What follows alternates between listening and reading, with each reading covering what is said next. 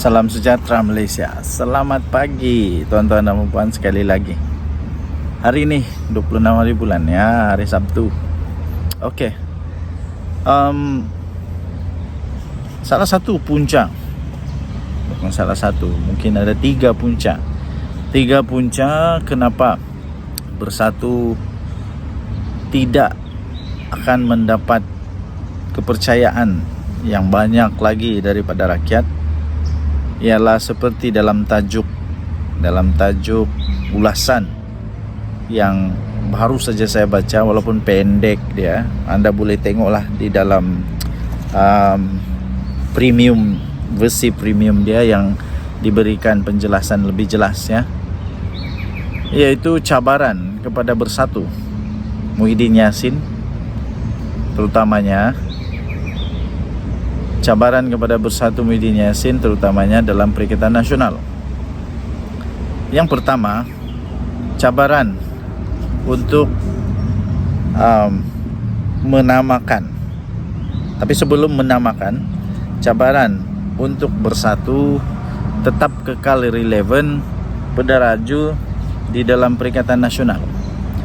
Kerana saya lihat Bersatu sebenarnya bukan peneraju bukan peneraju dalam Perikatan Nasional, walaupun pengerusinya daripada Perikatan Nasional, tapi cabaran dia ialah seolah-olah Bersatu bukanlah peneraju dalam Perikatan Nasional. Kerana yang kuat dalam Perikatan Nasional bukan Bersatu. Yang kuat dalam Perikatan Nasional adalah PAS. Kita dapat lihat di sini, pertama ada dilema untuk menyatakan siapa yang menerajui Perikatan Nasional. Kalau kasih Bersatu meneraju Perikatan Nasional, dia tidak kuat. Tidak kuat manapun Bersatu. Bolehlah dikatakan bahawa Bersatu ini hanya berharap kepada ihsan pengundi-pengundi daripada PAS, pengundi-pengundi Melayu PAS, Melayu Islam, alih-alih PAS.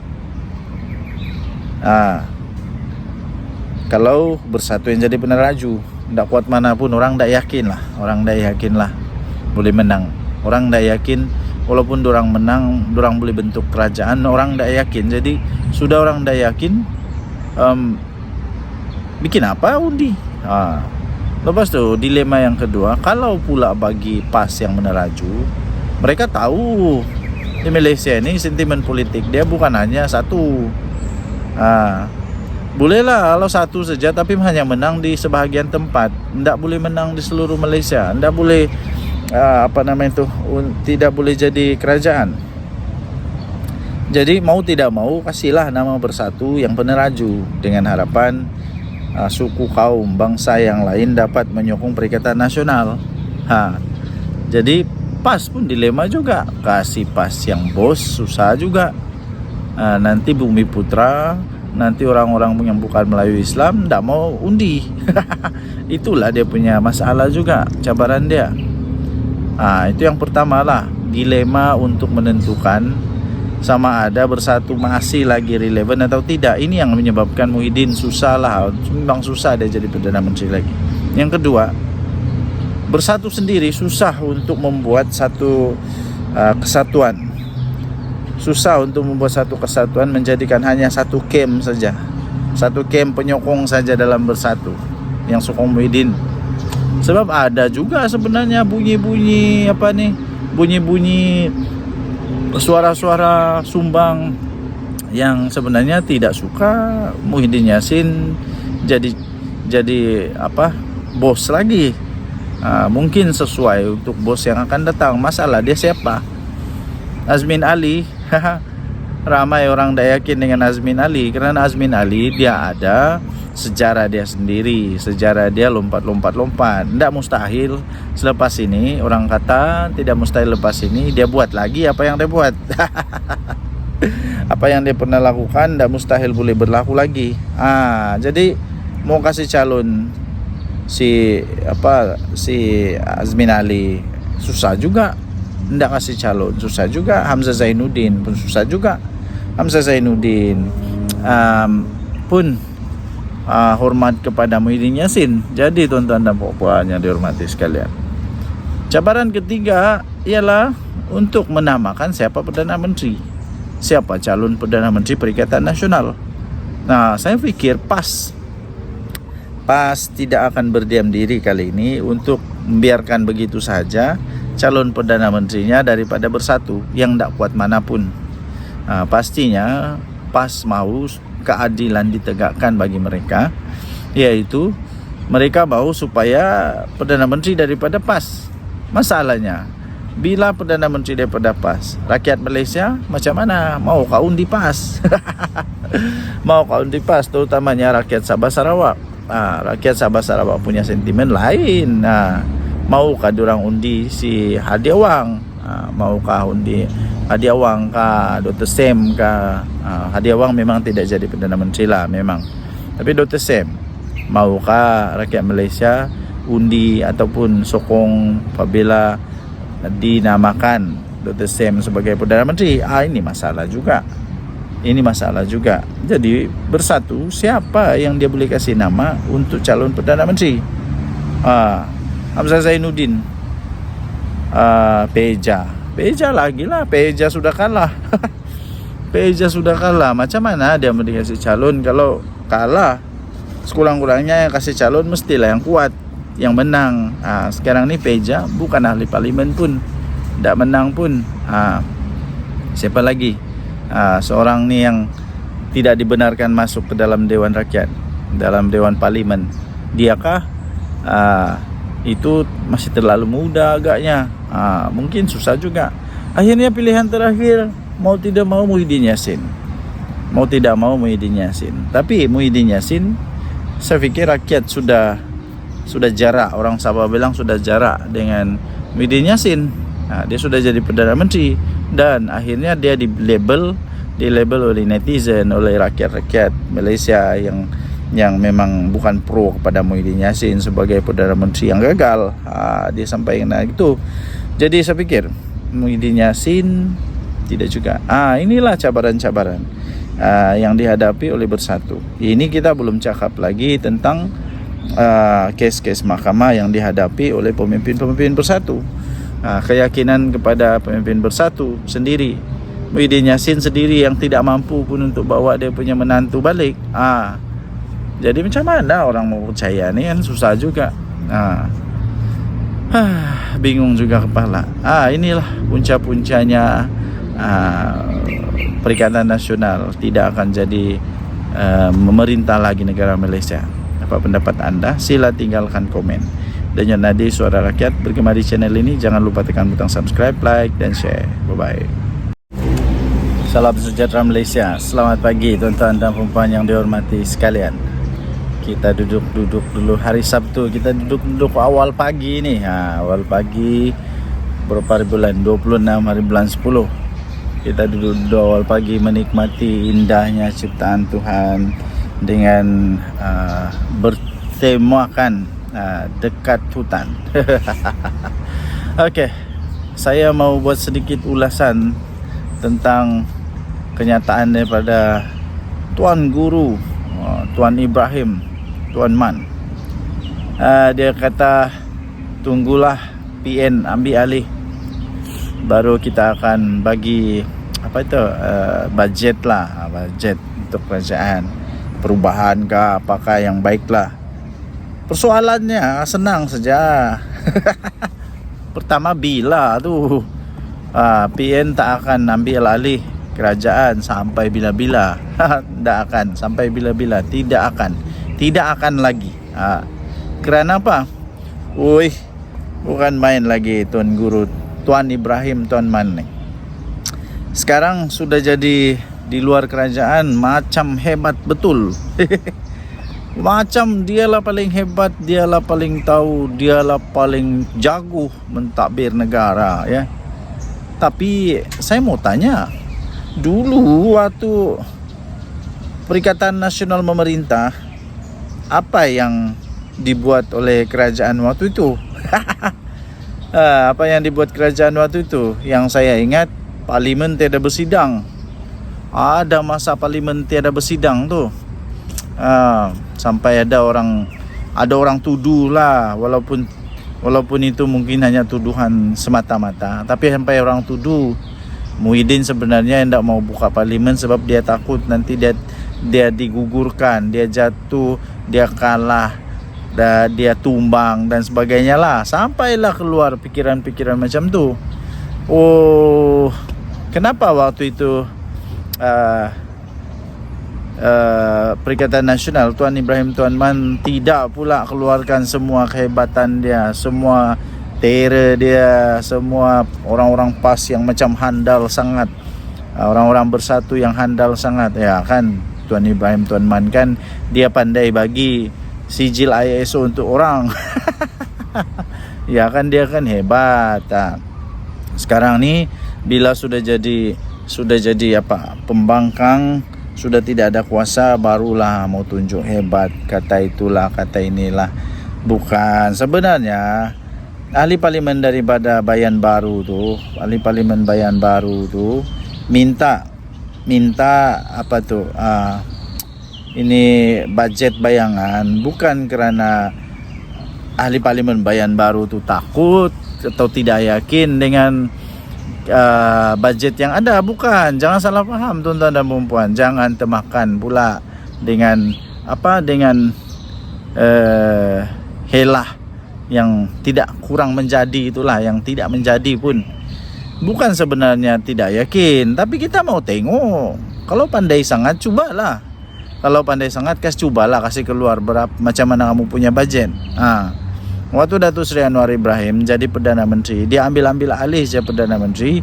Tengok hutang negara gila-gilanya.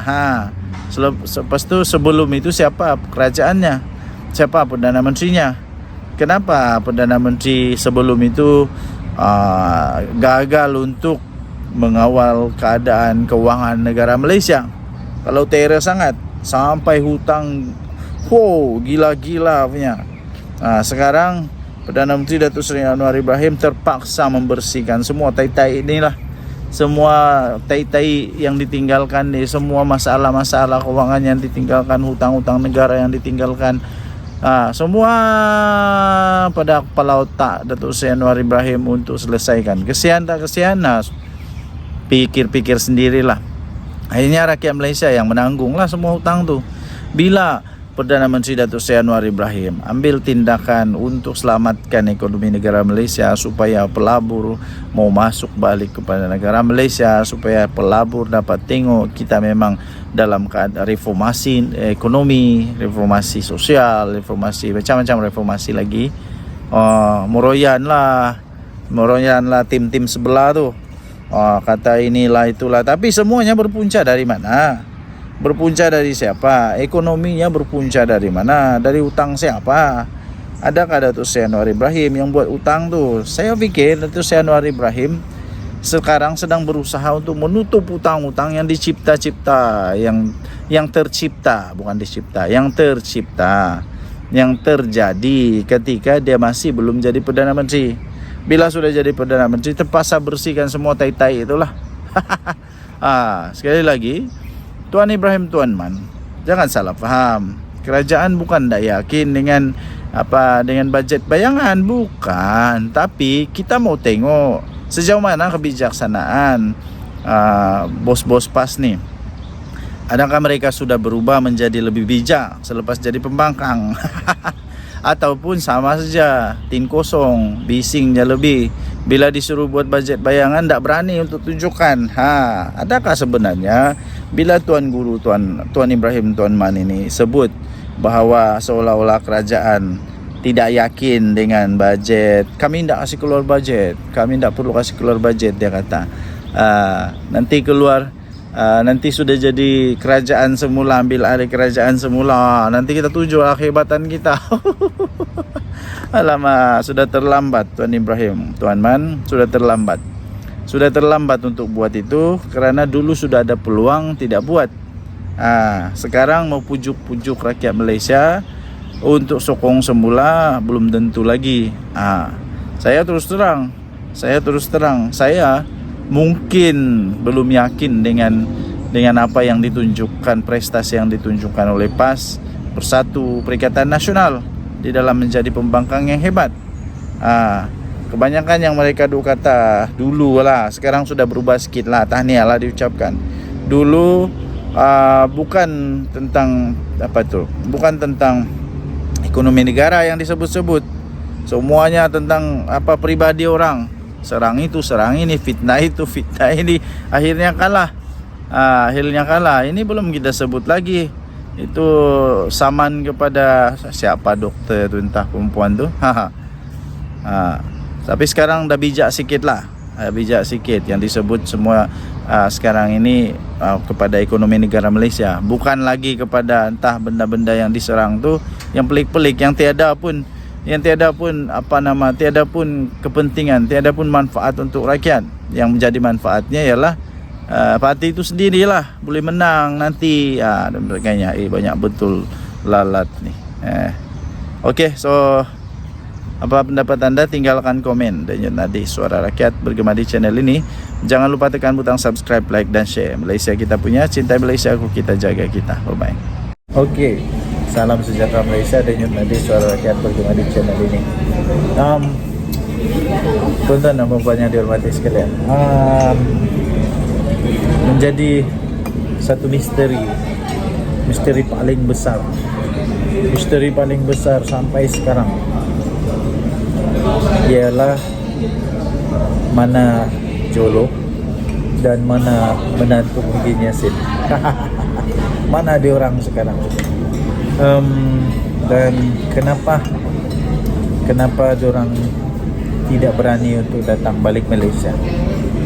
Terutama kita mau mengulas sedikit lah tentang menantu bekas Perdana Menteri Muhyiddin Yassin. Heran juga kenapa dia tidak balik Malaysia. Yang paling penting, kalau dia tidak bersalah, baliklah Malaysia. Jangan buat orang lebih rasa bahawa kamu itu betul-betul bersalah. Sebab kalau kamu melarikan diri, itu memang betul-betul kamu bersalah lah. Orang yang betul, orang yang benar, orang yang tidak bersalah, dia tidak akan lari, dia akan lawan dengan kebenaran. Tapi orang yang lari itu memang sah dia lari daripada sesuatu yang salah lah. Memang dia takut lah tu. Jadi kalau kamu lari, kamu takut lah. Paling kesian, ini sebenarnya akan membawa kesan buruk kepada mentua kamu, akan membawa kesan buruk kepada mentua kamu sendiri, Muhyiddin Yassin. Jadi kalau mau jaga Muhyiddin Yassin punya air muka dia, kepercayaan orang-orang Malaysia kepada dia, balik. Dan Muhyiddin Yassin pula lebih baik diam-diam lah, jangan cakap apa-apa. Sebab kamu pun tak best mana pun, tak mampu pun buat apa-apa. Kalau menantu sendiri pun tak kamu mampu untuk handle, apalagi rakyat Malaysia. Dan satu lagi kesian lah isteri kepada menantu ni, sampai hati juga ditinggalkan begitu saja kan. Okey, kita harap apa yang kita dengar akan menjadi kenyataan, yaitu sebenarnya polis di Raja Malaysia tidak pernah berhenti. Polis di Raja Malaysia tetap berusaha untuk mencari kedua-dua manusia ini, yaitu Jolo dan menantu Muhyiddin Yassin. Dua-dua sedang diusahakan untuk ditangkap. Jadi kita doakan semoga polis di Raja Malaysia berjaya menangkap. Kita doakan semoga polis di Raja Malaysia berjaya menangkap mereka kedua-dua. Jadi nanti kalau sudah ditangkap, sama ada Najib terlibat, Najib masalah, atau Muhyiddin terlibat, Muhyiddin dalam masalah, kita tidak tahulah. Tapi yang pasti kita mau supaya polisi Raja Malaysia berjaya tangkap dan akhirnya disiasat. Kalau betul-betul, kalau salah, betul tetap betul, salah tetap salah. Saya rakyat Malaysia mau melihat supaya rakyat Malaysia selepas ini kembali yakin, kembali percaya kepada negara Malaysia dalam undang-undangnya, dalam lawan rasuah, penyelewengan. Tapi itulah yang berlaku sekarang di Malaysia lah.